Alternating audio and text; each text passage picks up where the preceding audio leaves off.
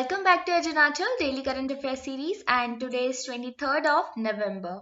Here the question number 1 is the Northeastern Institute of Ayurveda and Folk Medicine Research is an autonomous national institute under Ministry of Ayush. The institute is located in which state? The options are Assam, Nagaland, Arunachal Pradesh or Tripura. So here the correct answer is option number C. Arunachal Pradesh में बनाया जा रहा है north eastern institute of Ayurveda and folk medicine research, जो कि ministry of Ayush के अंतर्गत काम करेगा.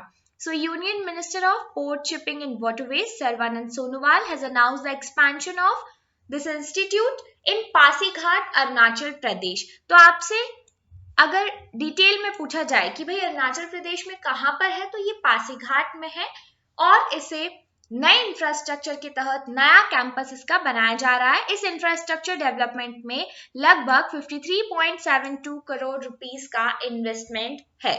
राइट, तो बेसिकली आप इमेज देख सकते हैं north eastern institute of folk medicine का, जिसका रेनोवेशन चल रहा है. आइए बढ़ते हैं अगले क्वेश्चन की ओर.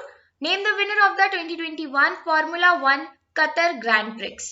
The answer is option A, none other than Lewis Hamilton.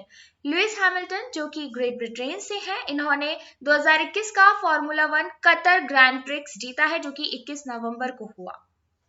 अगला क्वेश्चन है the stealth guided missile destroyer INS Visakhapatnam has been manufactured by which organisation for the Indian navy.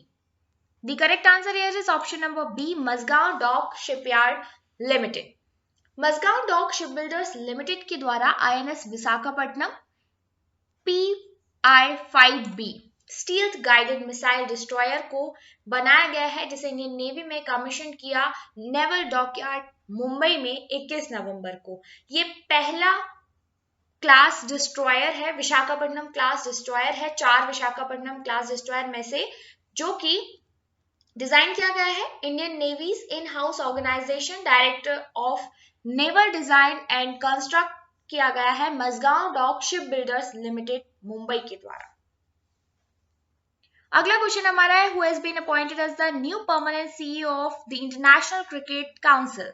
The correct answer here is option number D, Geoff Allardice. Geoff Allardice को appoint किया गया है as a new permanent CEO of international cricket council. Question number 5. Jyoti Sureka Vennam has recently won a gold medal for India in which sports? Directly आपसे ये भी पूछा जा सकता है कि ज्योति सुरेखा का संबंध किस खेल से है, तो ये रिलेटेड है आर्चरी से.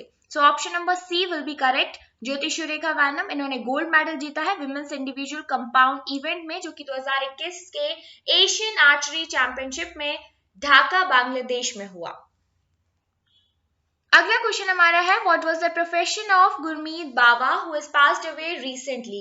गुरमीत बावा एक बहुत ही फेमस पंजाबी फोक सिंगर रही हैं और लंबे समय से चलते हुए इलनेस के कारण 77 इयर्स की एज में इनकी डेथ हो गई है. तो आपको याद रखना है गुरमीत बावा, इनका संबंध सिंगिंग से है और ये पंजाब से बिलोंग करती हैं. नेक्स्ट क्वेश्चन हमारा है question number 7. How many medals have been won by India at the 2021 Asian Archery Championship. The correct answer is option number D. India ने टोटल 7 मेडल जीते हैं 2021 के एशियन आर्चरी चैंपियनशिप में, जो कि ढाका बांग्लादेश में हो रहा है. 14 नवंबर से 19 नवंबर तक हुआ. Indian archers bagged 7 medals at the competition to occupy second place in the medal table. This included 1 gold, 4 silver and 2 bronze medals.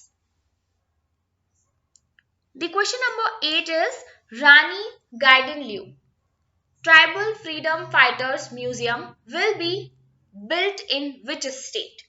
तो बेसिकली इसे बनाया जा रहा है मणिपुर में. यूनियन मिनिस्टर अमित शाह ने इसका फाउंडेशन स्टोन रखा. Rani Gaidinliu tribal freedom fighters museum, जो कि Luangkao village of Tamenglong district in Manipur में है, और इसे वीडियो कॉन्फ्रेंसिंग के थ्रू इनॉग्रेट किया गया 22 नवंबर को. अगला क्वेश्चन हमारा है, which state was awarded as the best marine state during fisheries award 2021? and the answer is option number C, Andhra Pradesh. Andhra Pradesh को best marine state in India का अवार्ड मिला है and Telangana was adjudged as the best performer in inland fisheries during the fisheries award 2021 जो कि भुवनेश्वर उड़ीसा में हुआ on the occasion of world fisheries day on November 21। यहाँ से एक और क्वेश्चन फ्रेम होके आता है कि वर्ल्ड फिशरीज डे हर साल किस दिन मनाया जाता है, तो इसे 21 नवंबर को सेलिब्रेट किया जाता है, याद रखिएगा। अगला क्वेश्चन हमारा है which city will host G7 foreign ministers meeting in December 2021. The correct answer here is option number B, Liverpool. G7 Summit of Foreign and Development Ministers scheduled to take place from December 10 to 12 in Liverpool, UK. This would be the second in-person meeting of the G7 foreign ministers this year. तो basically याद रखना है आपको Liverpool कहाँ पर है, UK में है और यहाँ पर G7 का समिट होने वाला है। G7 का मतलब है ग्रुप ऑफ 7, तो ऐसे कौन से 7 कंट्रीज हैं जो कि G7 के मेंबर्स हैं, ये आपको याद रखना है, काफी इंपॉर्टेंट क्वेश्चन है। यहाँ पर आप इमेज में देख सकते हैं Canada, France, Germany, Italy, Japan, UK और यूनाइटेड स्टेट्स, ये 7 कंट्री मिलकर G7 बनाते हैं, राइट। इंडिया इसका पार्ट नहीं है, ये चीज आपको याद रखनी है। अगर हम G7 के बारे में डिटेल में बात करें तो ये एक इंटरगवर्नमेंटल ऑर्गेनाइजेशन है जिसे 1975 में बनाया गया था। रिमेंबर द ईयर, 1975 में बनाया गया था। The block meets annually to discuss issues of common interest like global economic governance, international security, energy policy। तो साल में एक बार मिलता है ये। G7 का कोई भी फॉर्मल कॉन्स्टिट्यूशन या फिक्स्ड हेडक्वार्टर नहीं है।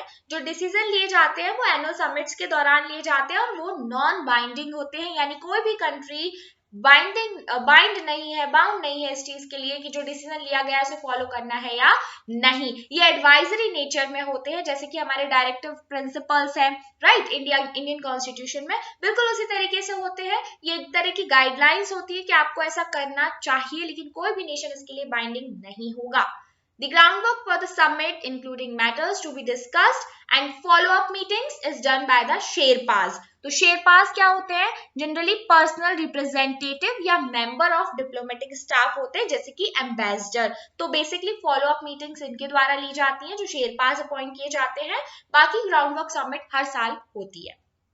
Leaders of important international organizations like European Union, IMF, World Bank और United Nations को भी इस समिट के दौरान इनवाइट किया जाता है अपने गाइडेंस के लिए या एडवाइस के लिए, राइट।